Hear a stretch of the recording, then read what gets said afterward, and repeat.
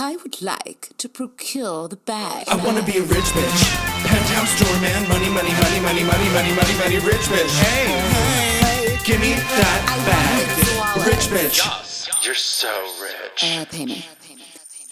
Okay, There we for go. the For the millionth first time. Here First we time. go. First time. First time. That's what I meant. Yep. Mm-hmm. Never has happened before. Never Okay, technical difficulties ever. Never. Never. Sarah, the hi. last 48 hours have been absolutely insane. Yeah, Insane. insane. I want to preface before we get into the nitty-gritty that although I am a board member for SAG-AFTRA now for multiple terms, former national board member, and I've sat in on the national board on this past occasion of declaring that we were on strike and for the strike authorization and for many ones previously. That being said, though, anything I say on this podcast is not a direct quote from SAG-AFTRA. I'm not speaking for them. I'm just speaking as Sarah Seeds, the actor who is a member of SAG-AFTRA. Just want to reemphasize that. Right. Because this isn't like official coming this from isn't the official. top. This isn't me being like the board says. Nope. This is Sarah Seed saying it. So just wanted to say that from the top because it's very important. You know, obviously everything I'm saying is to the best ability, the actual truth, which it is. But I don't want to be speaking as a mouthpiece just for SAG-AFTRA. I'm speaking as a unionist first, an actor, and someone who has now been involved in this wonderful union for many years. So I just want to say I joined in 2012-ish, like right when they merged. I was already in AFTRA and I was SAG eligible, and then they merged. And I've been a member ever since. It's over a decade. So everything I'm saying is coming from, a place of knowledge and my experience, but it's my words. So just getting that off the top. Yes, and for me, coming from an eligible standpoint and not a full member, and just someone who is working in the space, in an unofficial, non-SAG member capacity. There you go. Very good. Yeah. See, we can tell I've had a publicist before. I'm like, it is me. I am a publicist at heart. yeah, you've done that. But yeah, there's been, I have to say, the last 48 hours have been, so many feelings. I have to say there's a lot of different feelings I have because it is very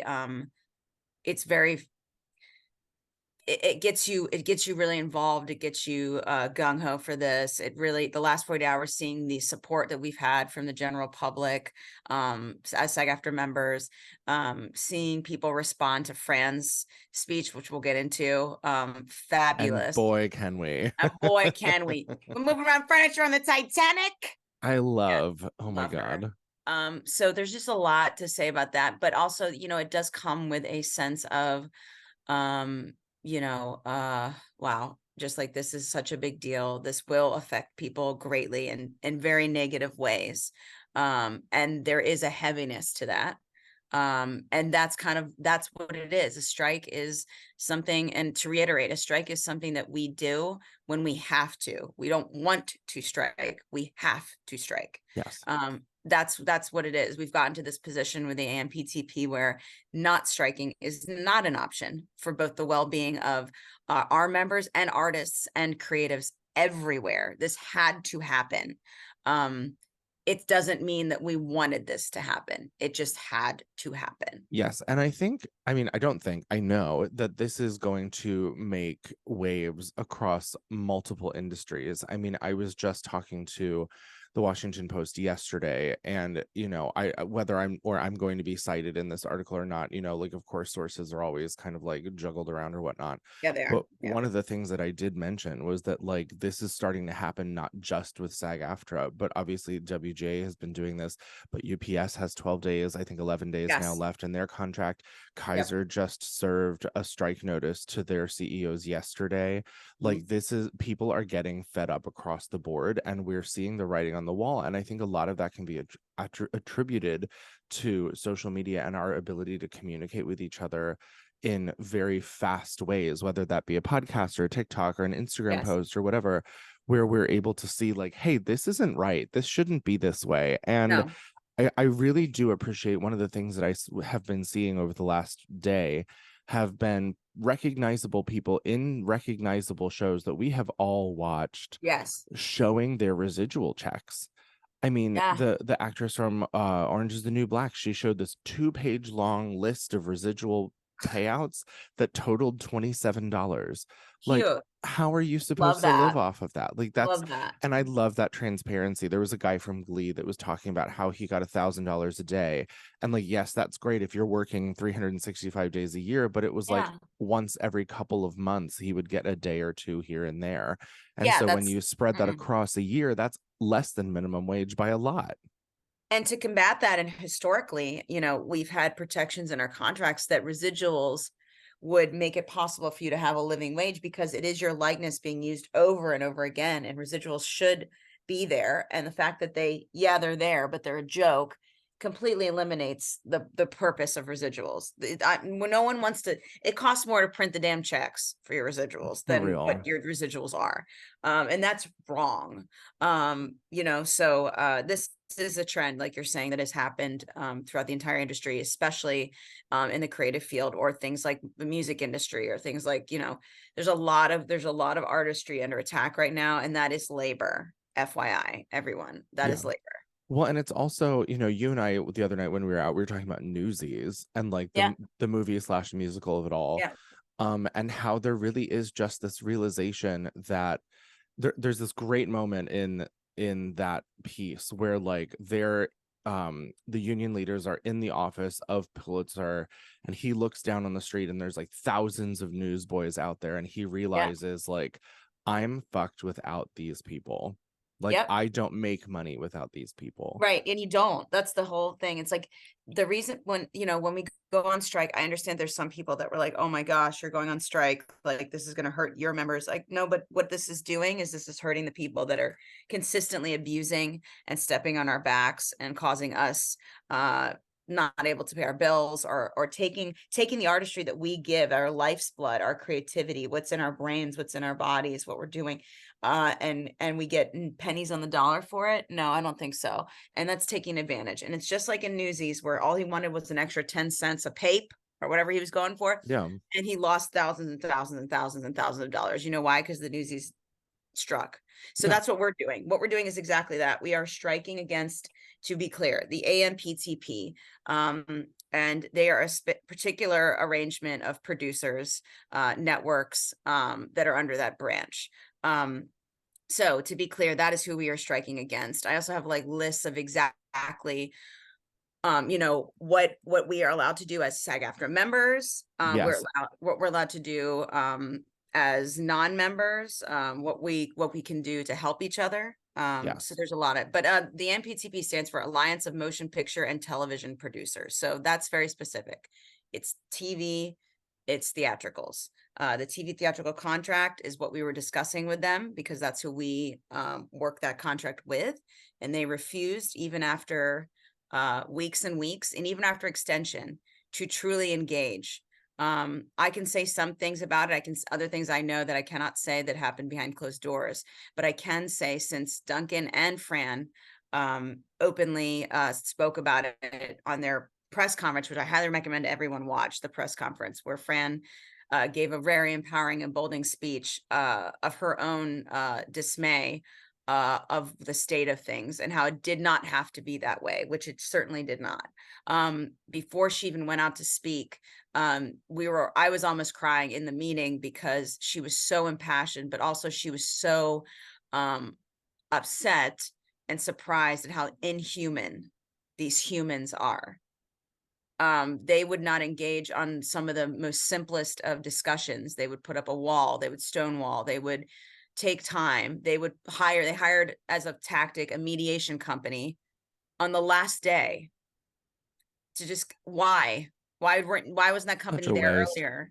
Yeah. It was so weird. And all it was is it's obviously a show of like, look, we're trying, look, we hired a mediation company, look how we're doing. And like, it's only, we're the that's good it. guys, look at us And you're doing so it's so obviously, that's what this, yeah, that's the funniest part, is like, you're so not the good guys. It's like unreal. It's like unreal. It's like the quotes, like, so they also brought this up again. This, I'm not speaking out of turn. I'm speaking actually from a place of knowledge, but also that she said this in the speech, and so did Duncan. They had a whiteboard of all the insane things that members of the AMPTP were saying. And on that whiteboard were some of the things that we've heard slipped out in the media. Things about, that writers, they're going to wait till writers can't pay their rent and lose their homes, and it's a necessary evil. Like really scary, sociopathic things to say, like an evil villain in a movie. I know. Well, I mean, like that's really, you said it right there. It's sociopathic. And so It it is. really, when we all are kind of in this, like from a consumer non-member Sure. perspective, like when we're in this space of like, oh, but I just want to watch my stories, Yeah. like these are the people that are pulling the strings, and like by Mhm. watching, you're giving them money, and Right. So you're ballooning the problem. And so like I'm very much for like pausing the subscription, not doing the things, mhm. and partaking in their brand's product. Yeah, because I think it's very important that, so we live in we have a free market, whether you love it or hate it. There's things I love about it. There's things that are annoying. We live in a capitalist country, so it's a free market. It's competitive. It's based on making money. This is a business. SAG-AFTRA is not here to just be actors. We're here to make money and make money for our craft in a very effective way. So I understand that their main goal is to make money, but what's so confusing is the thing that SAG-AFTRA presented to them in terms of a agreement, contract, whatever, would not only make them money, it would make us money as well. Everyone would be making money. Everyone. There is a way to do this. It's not very hard.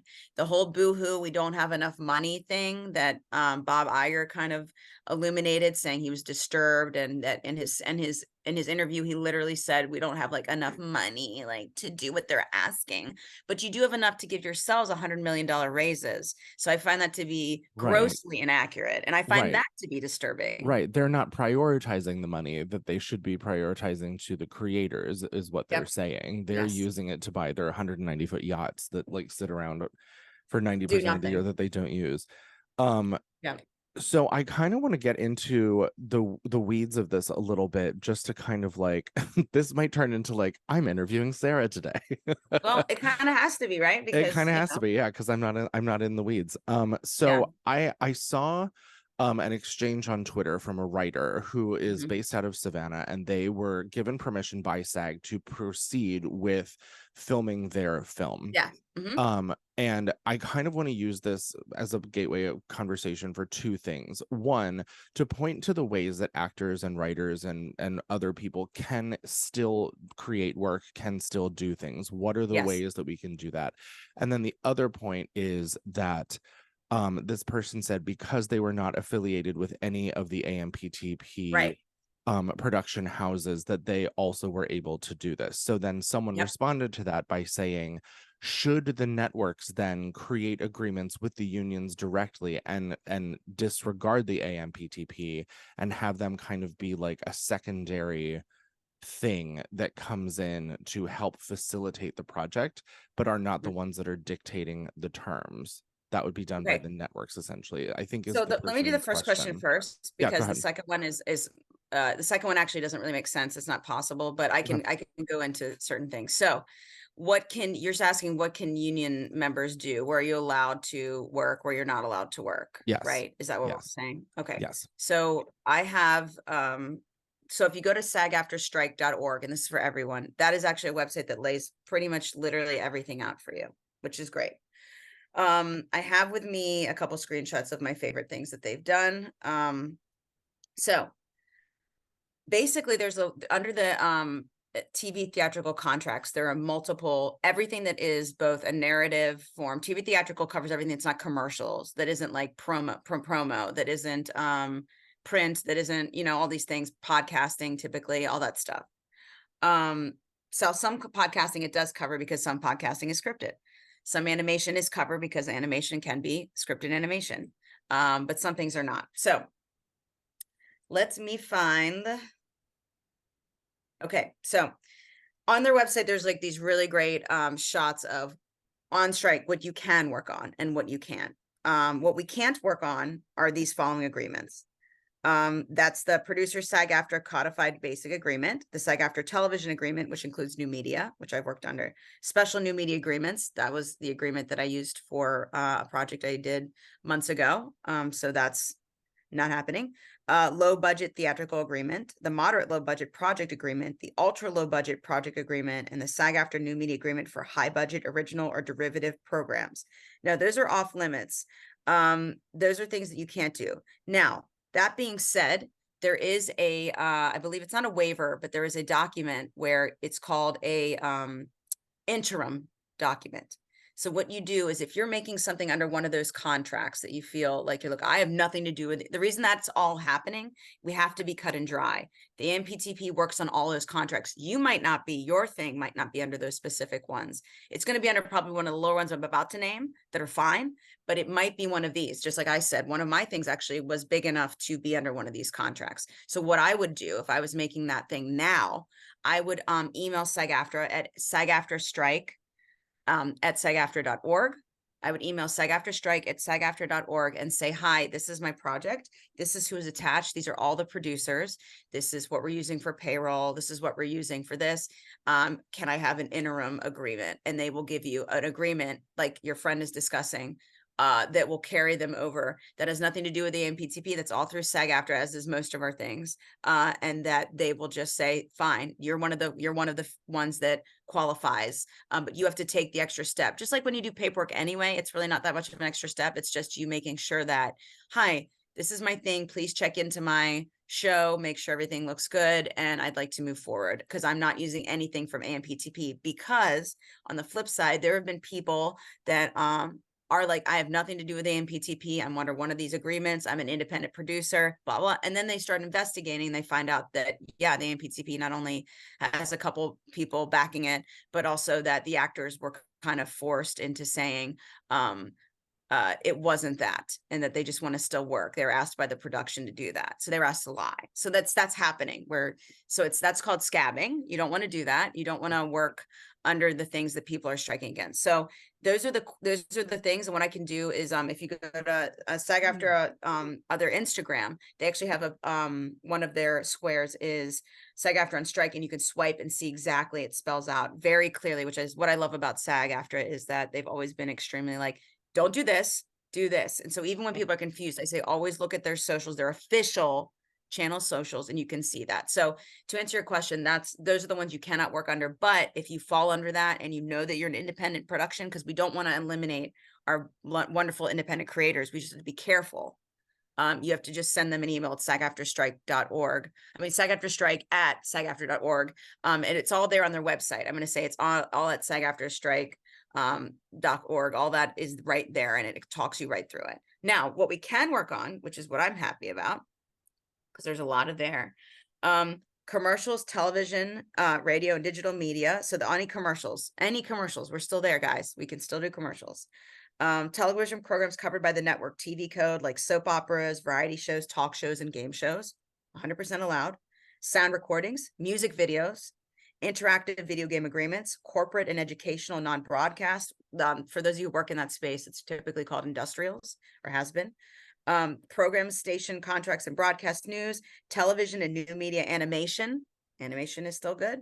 Dubbing, audiobooks, short project agreement, which is the SPA agreement. One of my things actually fits under that category as well. So that's a good one. That's actually a decently budgeted thing.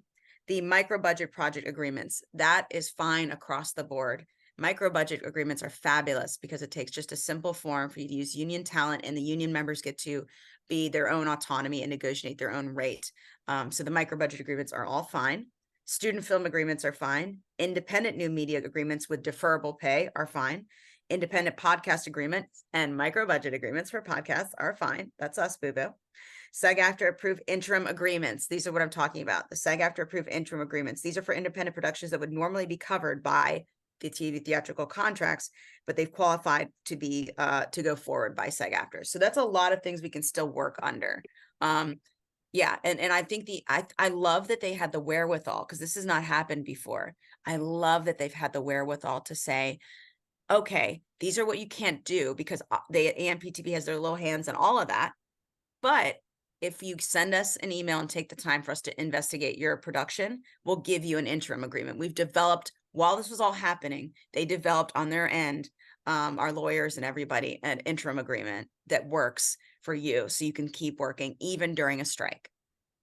So I think That's that's great. fantastic, because a lot of people, are like, I can't do this. I can't. I was like, well, if you are in any of the things I just said, and the MPT has nothing to do with you, all you have to do is email SAG-AFTRA and get an interim agreement if you truly are not affiliated. Yes. So very possible. Yes. Now I kind of want to bring something up that was brought to my attention, I think yesterday. A Sure. friend of mine who's working out of the Atlanta space had mentioned that Georgia is a right to work state, so it Right. gets a little in the weeds with Sure. strike zone kind of thing. So can we elaborate on that and what that kind of means? Well, unfortunately, I live in a not right to work state. I Right, live right, in right.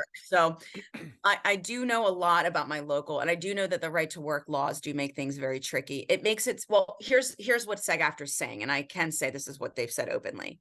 If you live in a right to work state, which means you can still work even if something is on strike, but we highly recommend you do not. It weakens us. It weakens us immensely. Yes, you're in a state where they say you can work wherever, no matter what your union is saying, no matter what. Well, that's great. Good for them. I'm glad they took the time to make unions weaker. That's fine. But the thing is that what it does is it makes us weaker when you work. Even if it's technically, if you're in your state, it's a right to work, it extremely weakens us if you are still working under those contracts in those states. And I will say, we will know that you did. People will know that you did. So that will affect your eligibility, possibly if you're trying to be a member, if you are already a member. It could be something that doesn't look good, because we are here to be strong. Just like, look at all the writers not working.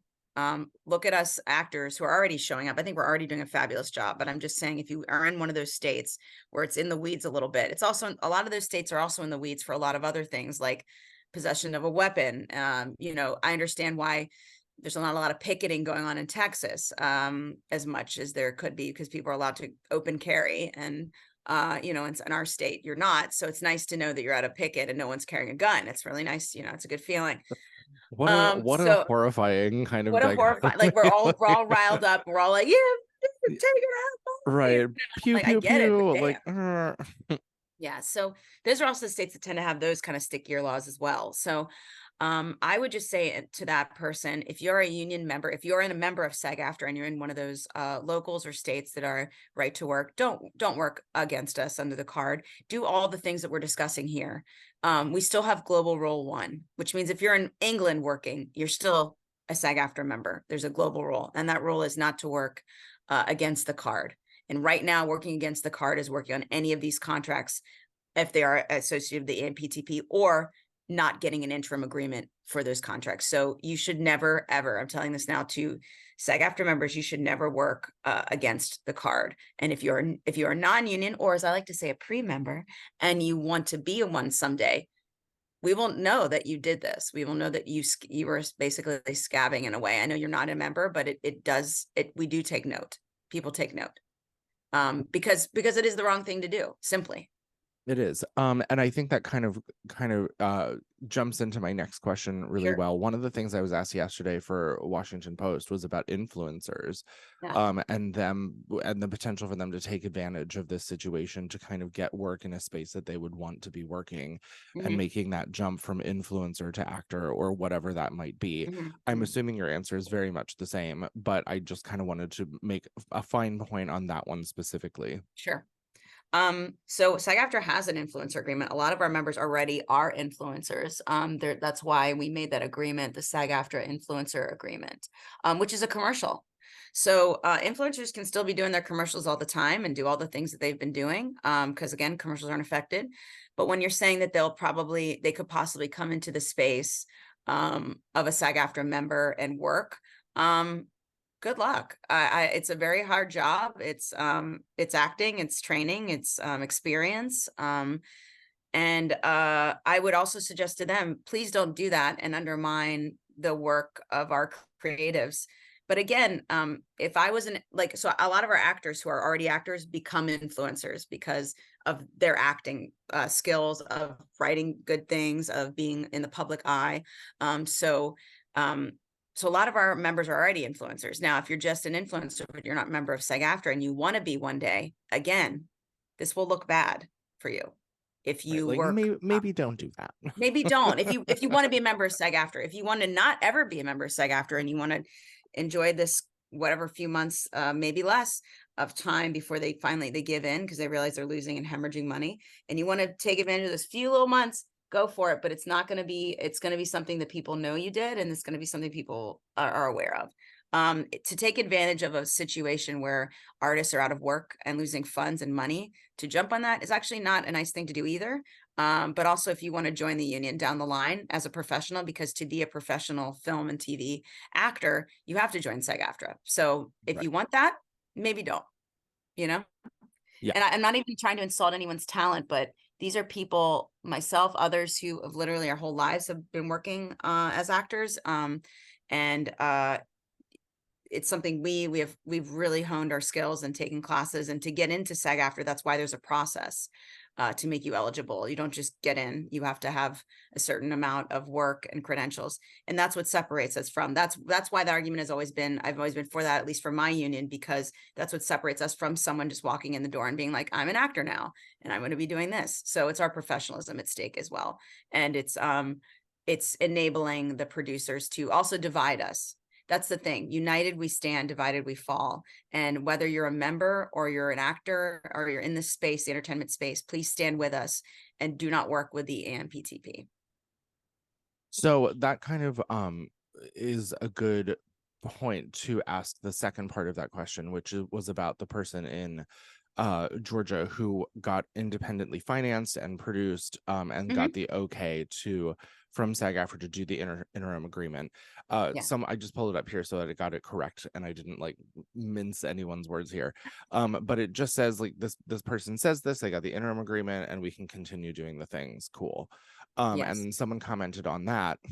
That to me suggests the smart move would be for some studio to break with AMPTP and make their own deal with the union so that they can be back in business before the others. And then someone else piggybacked on that and said, this is likely how this ends.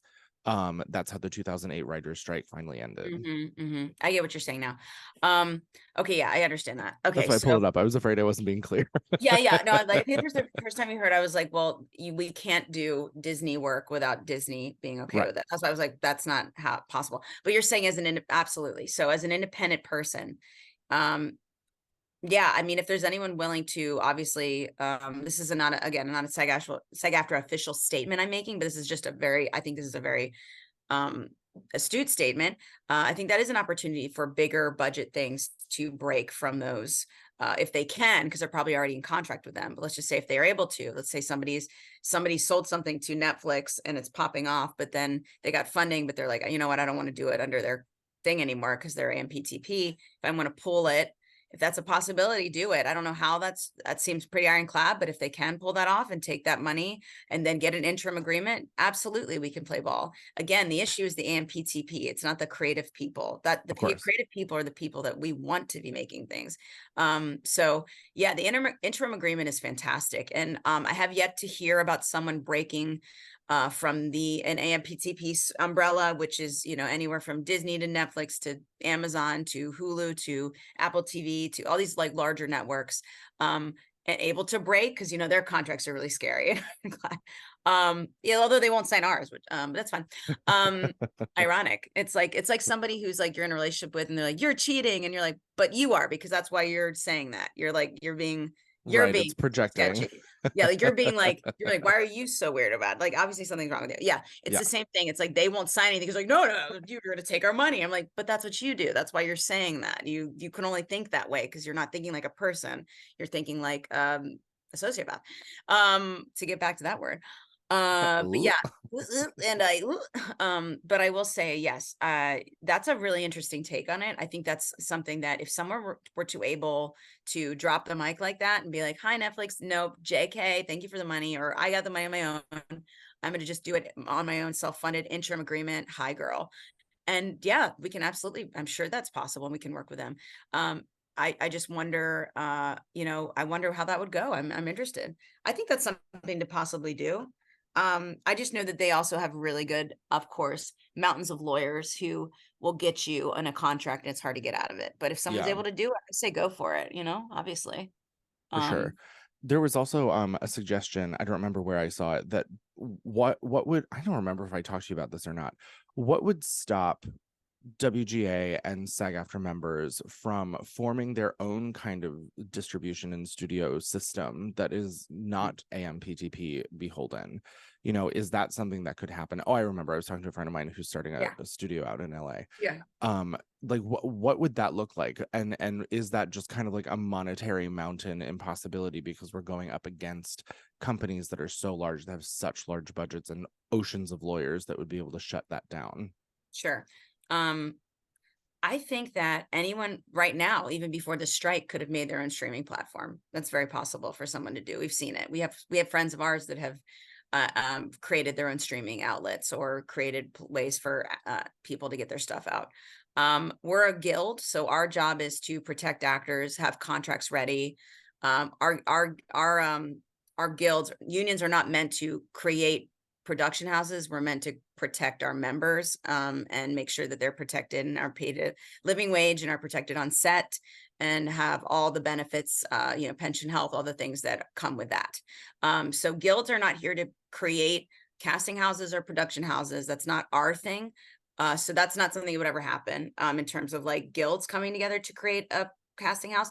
But our members, there's a very high possibility that members of both these guilds could come together to create something because we know what we're actually doing, and bring in some independent producers or producers who've worked in a high, tier network. That's something that could possibly happen. Again, though, it is a large hurdle to do. And the problem to me is not really that it's how much money, just the money aside, it's the brand.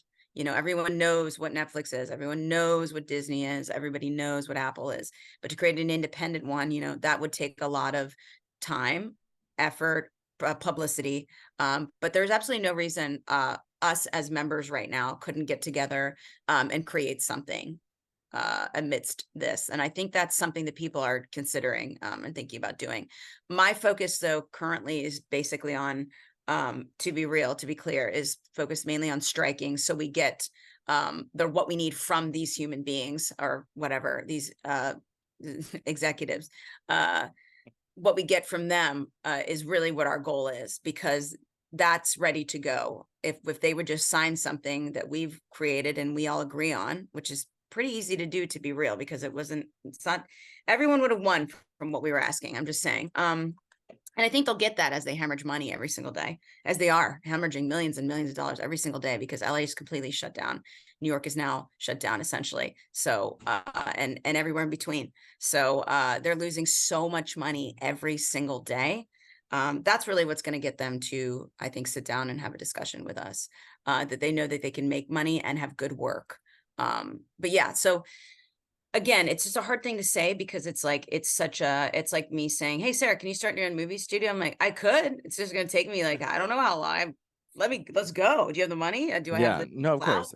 Well, I just think it's always helpful to kind of explore the hypotheticals in Yeah, I case love that. in case this goes sideways, like then we can kind of start having conversations, if they aren't being had already, of like, what are some things that we can do to continue the way that we want to without them. Right. I will say, though, that our focus needs to be, and this is what a strike is, needs to be on them agreeing and the good to working with negotiations. us. That is literally should be the focus of everyone right now. We 100%. can do all these other things, but we need to be organized and we need to be hyper focused on the goal at hand, which is the MPTP deciding to actually work with us and deciding to not use us and meet us at the table. That is the goal right now. That needs to be the goal, because that needs to be the main goal, because all of our energy needs to be hyper focused on that. So yes, I think all this is great stuff, possible things. And I think everyone should still be making and creating when they're not associated with the AMPTP, and get those interim agreements or do micro. Continue your commercials, work well. Like we want our members working, obviously, because we don't want a situation like the AMPTP said, where we're not paying our rent and don't have the ability to live in our homes, you know, that cute stuff, buy our groceries and all that stuff. We want all that for our members. So that's why it's great that commercials are still not, of course, they're not affected. It's not the commercial contract we're against, but people don't know that. So, Right. So we can still work and still all that stuff, but our focus needs to be on the MPTP coming to bat, coming up to actually see us eye to eye, and us have an actual real discussion about what needs to happen next. But it's truly, obviously, so much, it's guild versus evil. It's guild versus evil for sure. Yeah. That's all I was about that. Yeah, no, I just think it's like, it's just all of this conversation is just so insane. It is. That we even have to say this, like that we even have to declare, hey, can you just like, what are you doing? Can you, do you want good things? You know, and I remember watching, you know, in the mid 2000s, there was the writer's strike, the last one that really, before this one that I can remember. I know there's probably was more. I'm not a historian, but I do remember like watching TV, even as like a non-SAG-AFTRA member yet, not as a professional actress yet, like in middle school, high school, and seeing in the mid 2000s, like shows that I loved have a really bad season and being like, that season sucked. I don't know what happened there. That was so weird. Why was it it was half the thing and it was bad. And what was that about? And then I do the research and I found out that's because of the writer's strike. It was non-union writers writing for these characters that formerly wasn't written by those writers. And they couldn't even bang out half the series. They had to just do they only do half because of that. So that's the kind of work that's going to be coming to the MPTP for anyone who decides to scab. That's the kind of work that's going to happen. And I think too, to piggyback off that as well, WGA didn't have the support that they do this year then. And it still ended, and then ended with them getting gains. Every single strike that you see ended in getting gains. That's why our unions are still here. So it's very likely that we will win. We just have to be tough because it's going to get much tougher before it gets better. So that's why my hyper focus and what everyone's focus needs to be is supporting us on this picket lines, being out there with us, getting us water, cutting the cord and all these companies, you know, pausing your subscriptions, whatever you need to do, and just kind of spreading the news that and not spreading misinformation. So yeah, going to at SAG-AFTRA on Instagram, there's a lot of resources there. SAG-AFTRA strikes.org. I think it's SAG-AFTRA-strike.org. I think that's literally it. It's so great. Yeah, SAG-AFTRA-strike.org. It's pretty easy to remember. Go there. That has everything that we've been discussing here laid out. And I read off of one of their things. It's been great. It's like a bulleted list of everything. Yeah. There's an FAQ there as well for non-members, for members, how to help. And I will say the union has not made a public stance on pausing your subscriptions. I don't think I think that's a little bit more, that can get somebody in the weeds possibly. If an institution is saying, don't, you know, this, but I'm saying that as Sarah Seeds, go for it. Hurt them where their money is, because they're already getting hurt where their money is, but hurt them as but hurt them even more. Kick them while they're down. Kick them while they are kicking us down. Kick them while they're kicking us. Yeah. I do want to address something that is on the SAG-AFTRA-strike.org website. So the official strike zones that are listed right now are Atlanta, Hawaii, Los Angeles, and New York. However, they do have they do list there, for those who don't want to go to the website, or won't, because we all know how that is. We're like, oh yeah, I'll check it out, and then we don't. But it just mentions every other state that is not, you know, New York, Atlanta, Hawaii, California, Los Angeles. That if you don't see picket lines, to get in touch with them, and they'll add your picket schedule once they have information and can verify it. If you have ideas for rallies or events, please email your local executive director. And I love that, because it very much feels, I think, oftentimes that unless you are in LA or New York or Atlanta, that it doesn't matter, and it's hard to do. But there's 160,000 members in SAG, and they're spread out all over the place. Oh my gosh, we have and one of my favorite things about sitting on the national board is that I'll see somebody from like Twin Cities, I'll see someone from Honolulu, I'll see someone from Texas, Kentucky. I'll see all these people, that fabulous human beings who are actors and leaders. And if you're on the board, you're a leader as well. But every single one of us are performers or actors or stunt people or all that good stuff, that we represent, dancers, all that great stuff.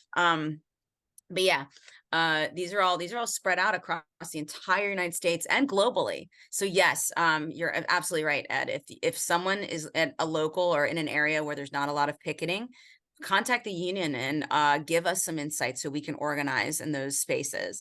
Because this is a grassroots thing. This is not for New York and LA. It's just a lot of us here. And our locals are large there. But we're everywhere and we want to be everywhere. And we love it when we see people picketing and helping and giving to funds to help artists and spreading the word in your locals. Because also one of the great things about SAG-AFTRA as well is that we have so many great agreements and contracts that are not germane only to New York and LA. They're for the whole country. So I could be living in Alaska, and a lot of filmmakers do, and using our contracts because they're there for you. They're there for everyone.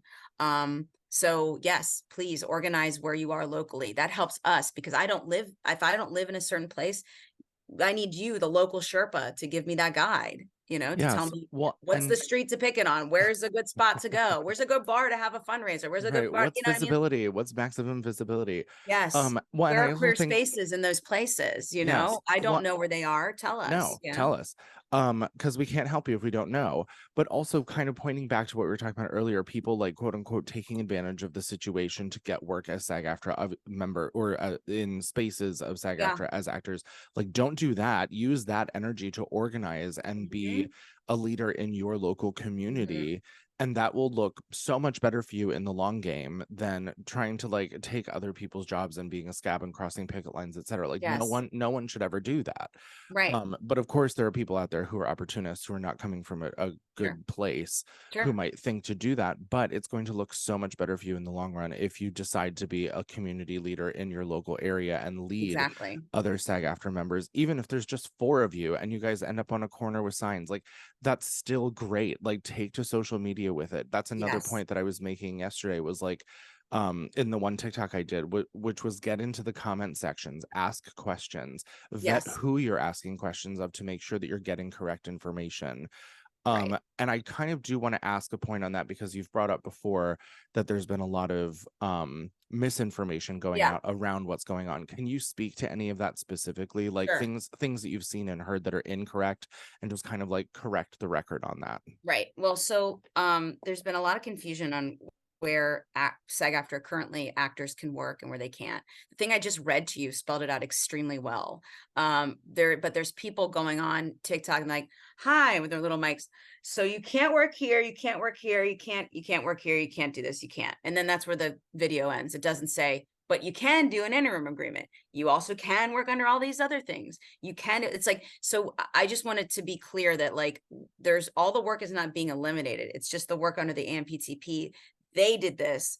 We're trying to combat them. We're not here trying to stop our members from being successful and paid well. That's actually literally what we are doing. So I just wanted to I just felt like there were some things that were shared that was like half information or wasn't the full story. Like, okay, yes, these are typically where you're not going to be able to work now. I'm just going to say no to those things unless I'm creating it myself and I know who's doing it. Then I can ask for an interim agreement, but the producers have to do that. So, but as actors, we need to know what we can and cannot do. And I think there's a lot of mixed messaging on what's allowed and what's not. That bothered me because I was like, no, boo-boo, like you can do that. Just like get an interim, or like you can do the micro, baby. Like, let's see the page of the things you can do. Why are we just looking at the what you can't do page, So, yeah, that's been a little bit like, yeah, let's do that. Also, the focus on,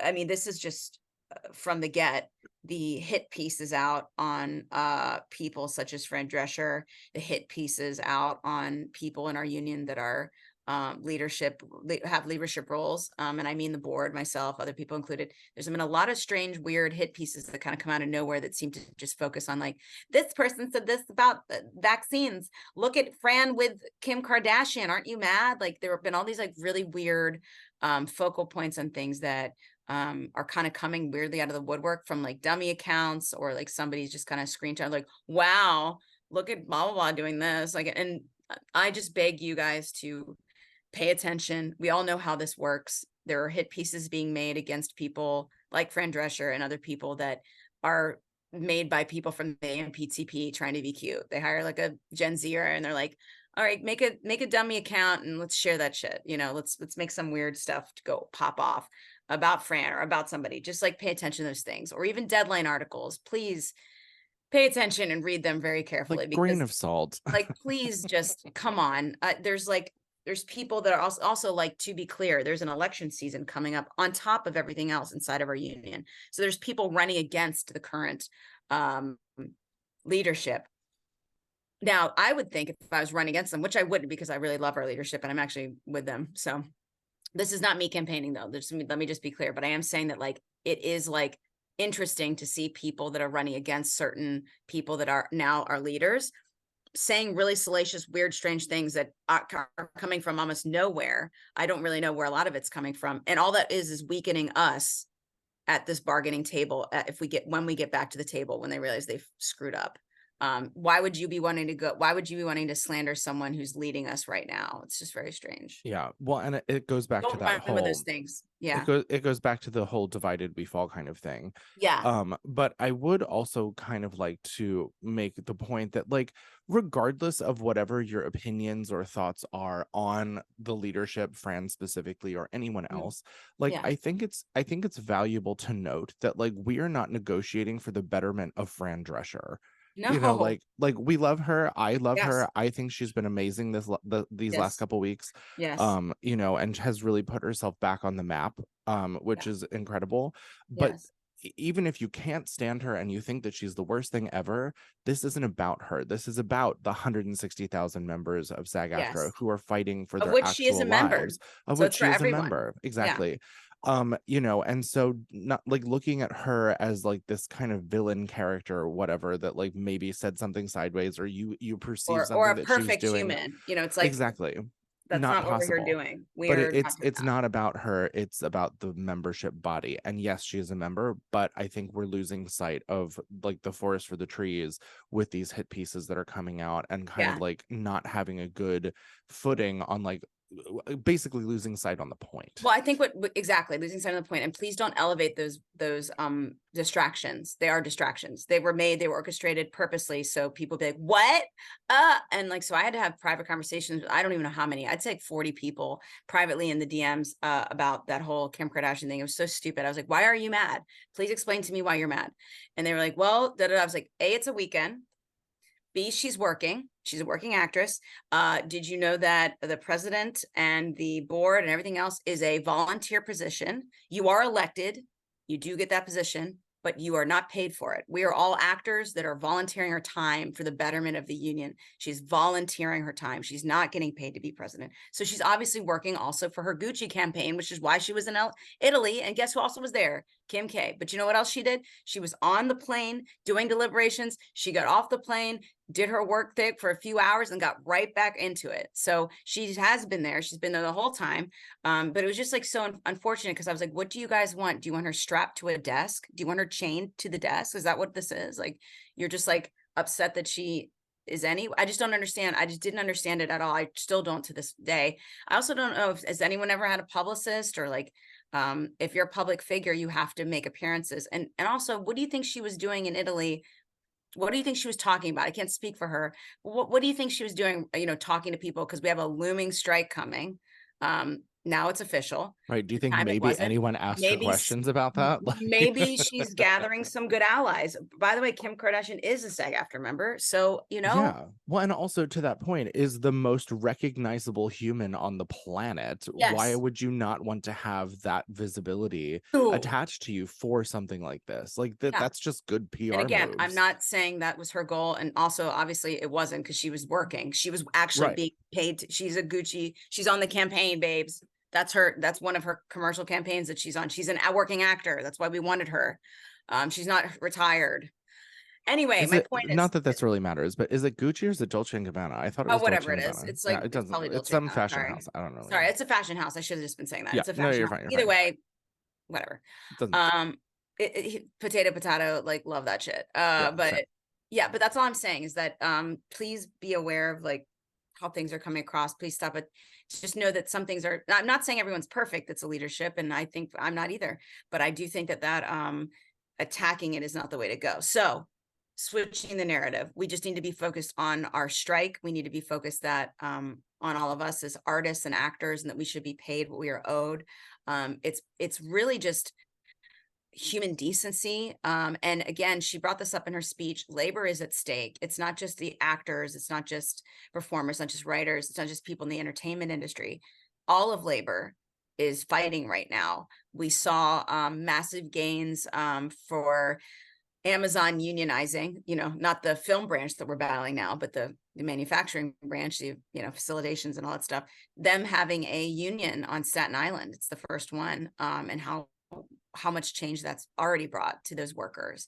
So I think every single one of you listening to this, helping us is all we need. Elevating our voices, making sure that you show up to pickets with us, or donate water, or donate to funds. If you go to SAG-AFTRA you can see what funds you can go to, like the entertainment community funds, emergency assistance. There's a SAG-AFTRA Foundation is fabulous.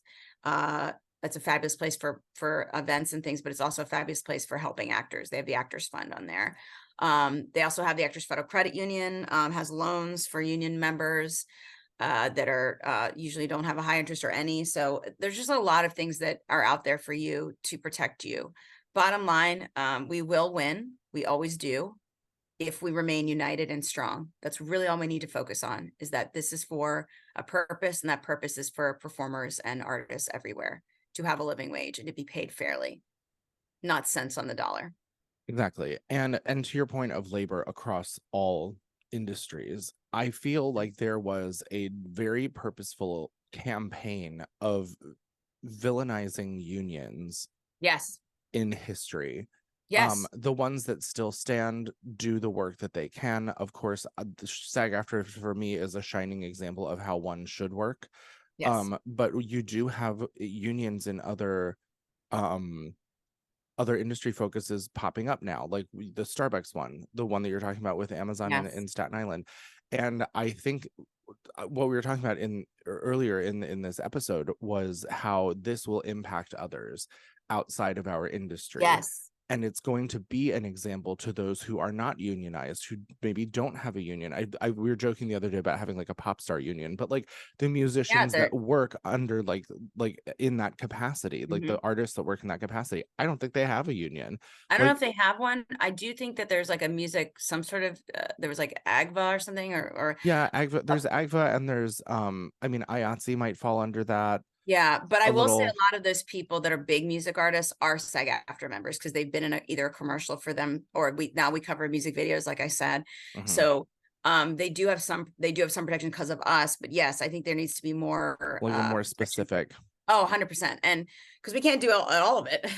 No, so because this comes back to also that conversation we were having the other day about how artists who are on Spotify and Apple Music and everything else, like, are having this exact same issue of royalties where they're getting cents on the dollar for their work. And the example I always use is I remember reading a metric a couple years ago of Mariah Carey, who gets something like $675,000 every December just for All I Want for Christmas Is You, which sounds like a lot of money for one song for 1 month. It's not, but especially someone like her who's had that song be at number one forever.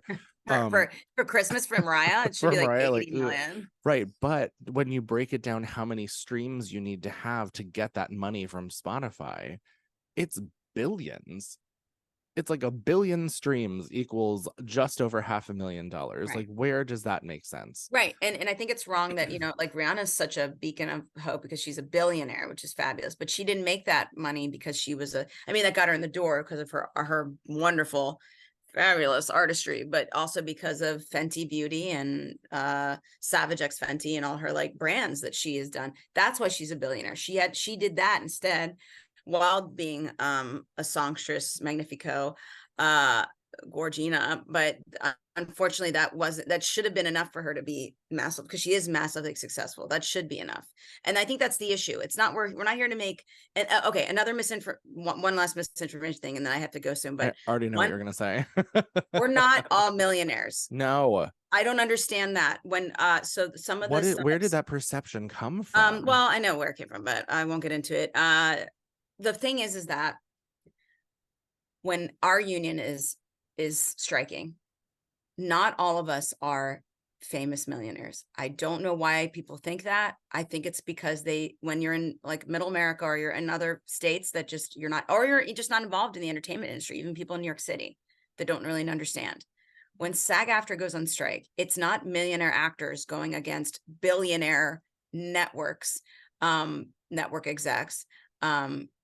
It's a lot of hardworking blue collar actors. 85%, I believe, of our membership does not qualify for health insurance.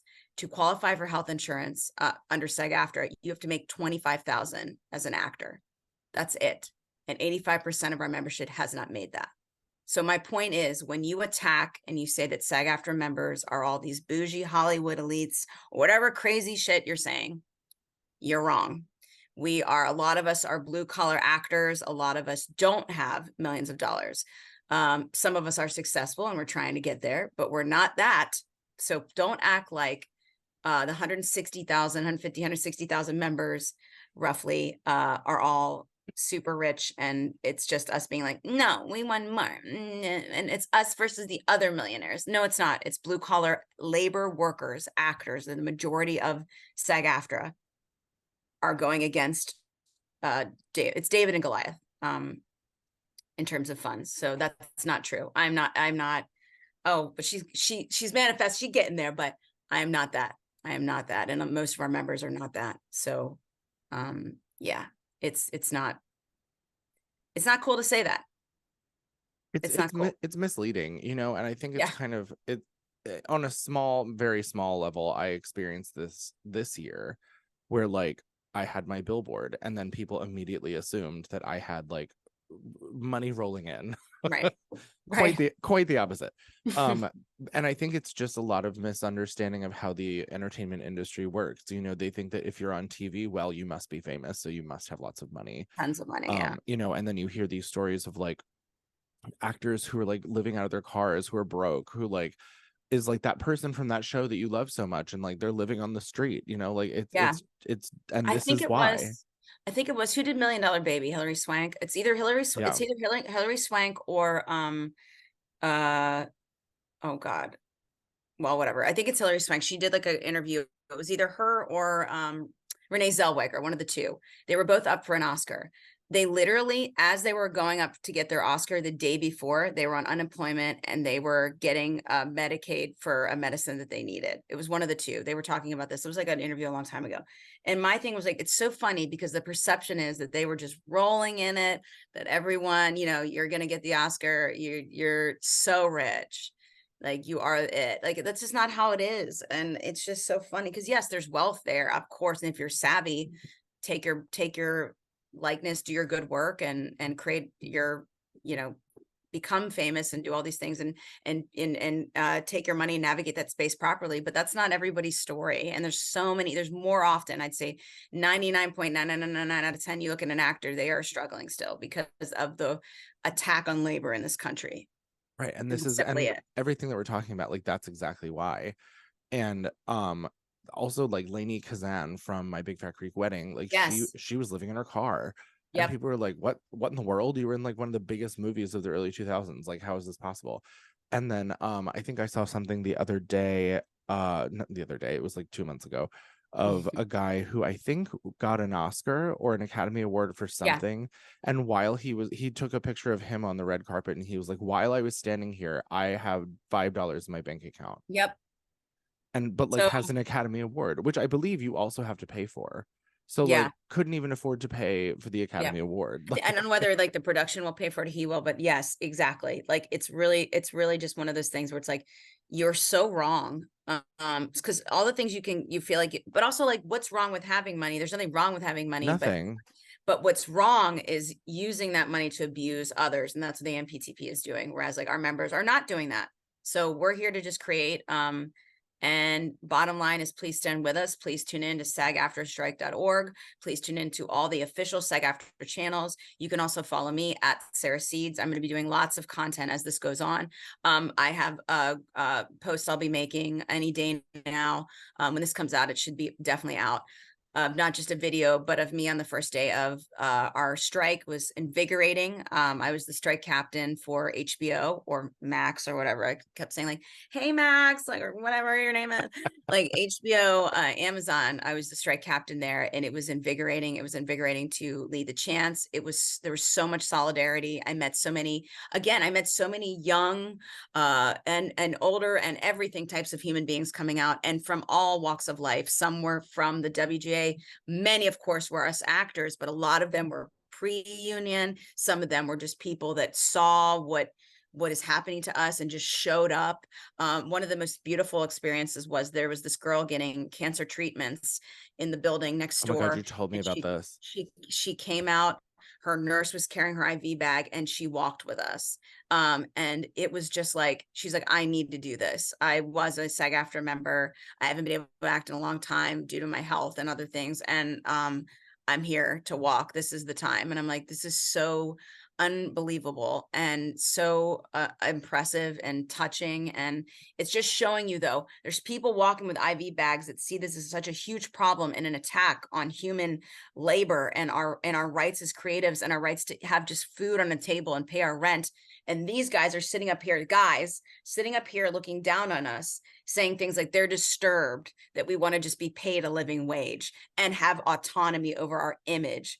You jackasses, are you fucking serious? I can't. It's so wrong, you guys. And so that's why I'm saying, please just support us out here. Please be the voices of the mass, of the human popular opinion in the public are what control things.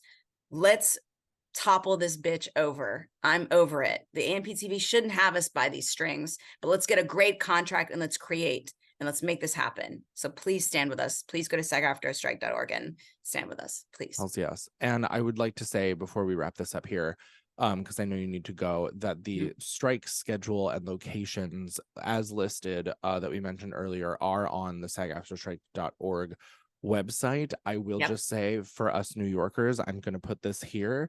Our New York picket schedule is Monday through Friday, 9 a.m. to 1 p.m.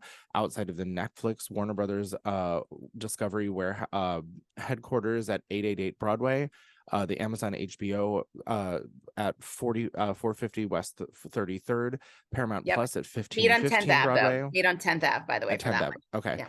Paramount Plus at 1515 Broadway, and NBC Universal at 30 Rock. Yep. Those are all the ones. See you there. So we'll see you there. I will absolutely see you there. So yeah, it's exhausting, but it's wonderful and it's invigorating. Please come out, support us. And I'm thank you so much for listening to our podcast. And if all about being a rich bitch, just getting paid, honey. And that's what we're here to do. And supporting those around you who are doing the things that you do. Supporting in your community and being one. It's not like no one's an island. We're not here for ourselves. We're here for the greater good of everyone else. You're damn straight. That's how it's got to be. I'm damn not straight, but here we are. Yeah, well, you know what I mean. I do. Love you. Money on the table, please. You're so rich. Pay me.